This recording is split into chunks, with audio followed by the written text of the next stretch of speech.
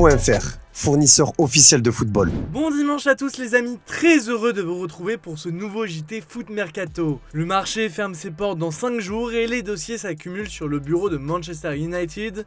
C'est notre focus du jour. Cas délicat pour les Mancuniens, Harry Maguire est toujours sur la liste des départs. Un prétendant continue à frapper à la porte, c'est West Ham. Les Hammers n'ont pas renoncé à recruter l'ancien capitaine des Red Devils. Une piste qui n'est pas privilégiée par le défenseur. Malheureusement pour lui, peu d'autres options sont possibles.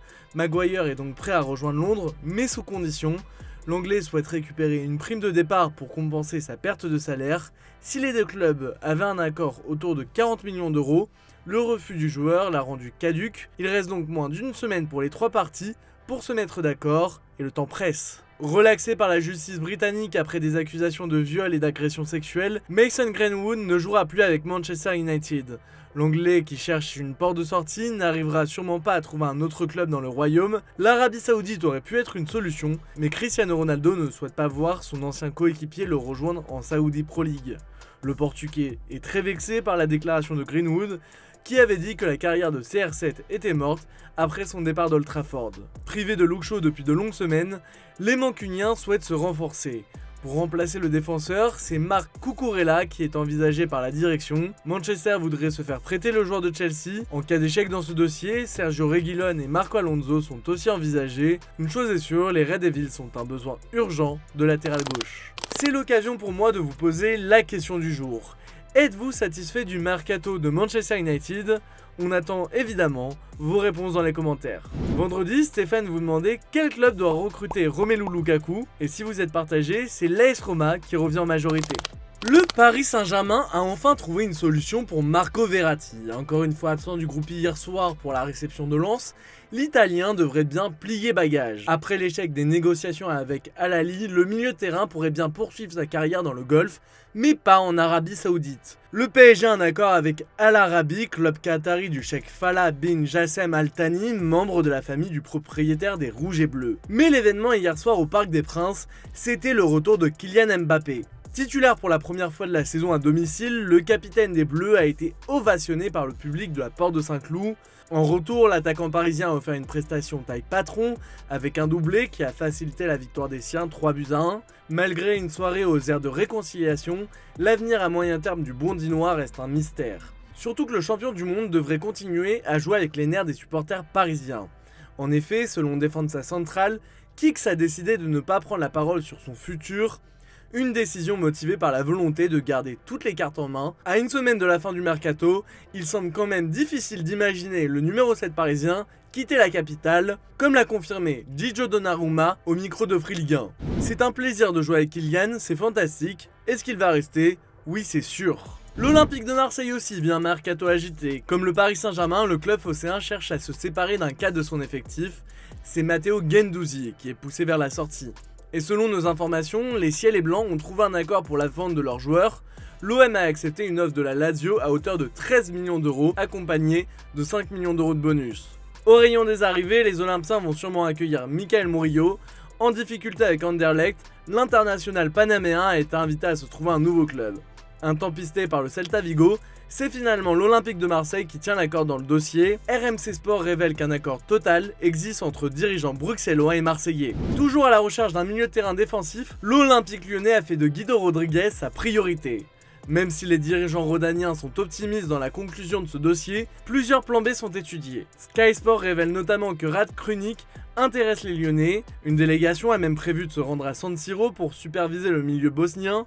Autre piste pour l'OL, Baptista Mendy. Selon nos informations, le joueur d'Angers, qui a l'avantage d'être plus abordable, est aussi une solution envisagée. À Lille, Jonathan David, longtemps annoncé partant, devrait bien enchaîner une 4e saison dans le nord de la France. Kylian Mbappé ou Victor Osimhen n'ayant pas bougé cet été, le grand jeu des chaises musicales des attaquants n'a pas eu lieu. Les places ne se sont pas libérées pour l'international canadien, qui va donc continuer l'aventure avec les Dogs. Déjà au début du mois, son entraîneur Paulo Fonseca se montrait confiant.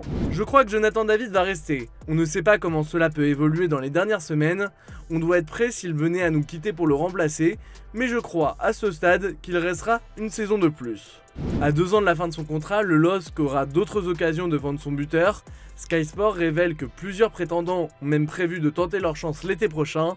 Naples, la Juventus ou l'Atlético ont déjà coché le nom de l'attaquant. À la recherche d'un milieu de terrain, le LOSC s'est offert Nabil Bentaleb, l'Algérien qui ne comptait pas rester en Ligue 2, a signé hier avec les nordistes, selon nos informations. Début de saison délicat pour le FC Barcelone. Avec 4 points au compteur après 2 journées, les Catalans sont face à un problème de taille. Le manque d'efficacité de leur buteur, Robert Lewandowski.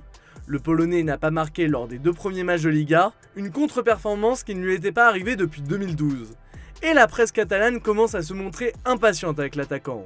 Les buts de Lewandowski ne peuvent pas se faire attendre plus longtemps, prévient Sport. Toujours en Espagne, les taux se resserrent autour de Luis Rubiales. Après avoir été suspendu par la FIFA pour son baiser forcé sur Jennifer Hermoso, le président de la RFEF s'est attiré les foudres de 2 légendes du football espagnol. Sur son compte Twitter, Andrés Iniesta a dit toute sa colère. Après ce qui s'est passé cette semaine, je voudrais exprimer ma tristesse en tant que personne, en tant que père de 3 filles, en tant que mari et en tant que footballeur. Face aux événements que nous vivons dans notre football et autour de l'équipe nationale féminine d'Espagne. Partenaire historique du milieu du FC Barcelone, Xavi a lui aussi commenté sévèrement le comportement de Rubiales. Bé, en primer lloc, donar tot el meu suport incondicional a la Geni i a les jugadores del futbol femení pel que estan visquent en aquests moments. En segon lloc, condemnar la conducta del president de la Federació Espanyola de Futbol, que em sembla totalment inacceptable. I, per últim, mostrar una mica el meu sentiment de pena, de tristor, de que no es parli del Campionat del Món femení de futbol, que crec que és una fita històrica pel nostre esport, i que es parli concretament d'aquesta conducta, que per mi és intolerable. Per tant, c'est maintenant l'heure des traditionnels exclus du jour, et on commence ce tour des informations foot mercato par le Stade Rennais qui cherche un remplaçant à Lovro Mayer, parti à Wolfsburg pour 35 millions d'euros, et selon nos informations, les Rouges et Noirs ont trouvé leur bonheur, Fabian Reider. Le joueur de 21 ans est la priorité absolue de l'équipe de Bruno Genesio, grand espoir du football suisse, il a inscrit 9 buts et délivré 11 passes décisives en 43 apparitions la saison dernière. C'est le dossier chaud de cette fin de mercato, on vous en parlait d'ailleurs dans la question du jour. Chelsea souhaite toujours se débarrasser de Romelu Lukaku. Alors que les pistes Inter et Juventus ont été abandonnées et malgré l'intérêt de Tottenham, c'est à la Roma qu'il devrait poursuivre sa carrière et nous pouvons vous révéler que les 2 clubs ont trouvé un accord autour d'un prêt payant. On reste à Londres pour notre tour des officiels du jour. Chelsea officialise l'arrivée du gardien serbe Đorđe Petrović en provenance du club New England Revolution. Un transfert conclu aux alentours de 16 millions d'euros. Le joueur de 23 ans qui a été sélectionné à 2 reprises par la Serbie a signé un contrat de 7 ans à Stamford Bridge, avec une option d'1 année supplémentaire, précise le communiqué des Blues. L'international algérien Ahmet Ouba quitte la Turquie et l'Istanbul Başakşehir pour rejoindre l'Italie. Le défenseur vient de s'engager avec la formation de Lecce. L'attaquant de Southampton, Nathan Tella, quitte l'Angleterre direction l'Allemagne. Il vient de s'engager avec le Bayer Leverkusen. Âgé de 24 ans, il cherchera donc à se relancer cette saison. Ce samedi, l'Espagnol a annoncé la signature de Ramon Ramos, qui rejoint le club catalan sous la forme d'un prêt jusqu'à la fin de saison. Le défenseur brésilien de 22 ans arrive en provenance de l'Olympiakos. Après avoir fait venir ces derniers jours les Brésiliens Marquinhos, Douglas Augusto, Hudson et Mathias Albin sous la forme de prêt, c'est maintenant Erwin Gomert qui vient de renforcer la défense. Le défenseur central suisse de 25 ans est prêté par Valence avec une option d'achat estimée à 3 millions d'euros. Nous vous en informions hier, c'est maintenant officiel, Quentin Cornet quitte le Havre. Le milieu offensif a résilié son contrat avec le club doyen pour s'engager en Grèce. Il a signé en faveur de Volos NPS. Le Barça Athletic a annoncé le retour d'un ancien de la Masia en la personne de Jaume Cuéllar. L'Hispano-Bolivien rejoint l'équipe réserve du FC Barcelone pour la saison à venir en provenance du CD Lugo. Allez les amis, c'est l'heure de l'instant mignonnerie avec ces 2 supporters auxerrois qui donnent de la voix pour la JA. C'est notre image du jour. Bonne soirée et à demain pour de nouvelles vidéos sur Foot Mercato.